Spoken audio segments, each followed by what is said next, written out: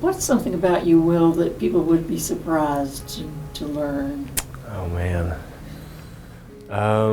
surprised. All right, cut. Time out. Yeah. Okay. I mean, I don't know what to say. It all gets edited.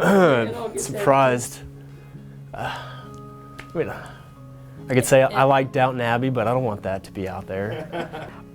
Back in high school, I volunteered at Zoo Atlanta for all 4 years of high school, and I was selected among all those teens that were volunteering to work alongside the carnivores keepers. So I got to hand feed bears, lions, tigers. It's much more terrifying than it sounds, but it was definitely a very intriguing fact about me. I've been kind of complimented, or if not complimented, it's been observed that I know my faith more than they would have thought for someone so young in the Catholic Church. But at the same time, people who know converts or have worked in RCIA will say, well, that makes sense because as an adult convert, you had to make a decision based on things that you knew, not just on being raised in it. So that would be probably the biggest thing that surprises people. Most people are surprised that I have a twin. And so we're fraternal twins, so we don't look alike. But most people think immediately, oh, you must be identical. And what if your brother gets ordained instead of you on accident on Saturday? And it's like, oh, my brother is probably not going to do that. So I have 4 sisters, and whenever I tell people that always shocks them. That's one thing, I guess. And they're always just asking me how I survived, and I always just say I was the only one with my own bedroom and bathroom. So it was more of a blessing than anything. I enjoy certain shows on PBS, like Downton Abbey. I actually kind of enjoy that, and I'm excited about the movie coming out. But I also enjoy a lot of other things, like all kinds of sports and more manly things as well.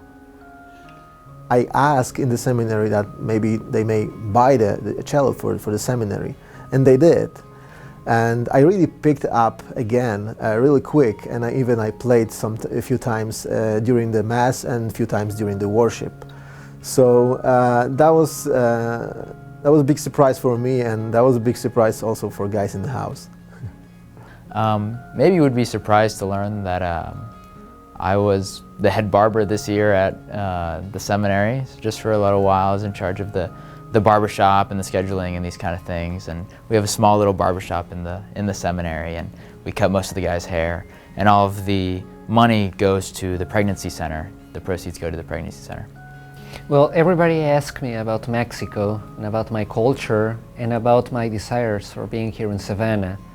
What prompted me to come to the Diocese of Savannah, because it is pretty, I think, and they think as well, that this is kind of unusual for somebody to come to the real South, to the rural South. But I love this place, actually.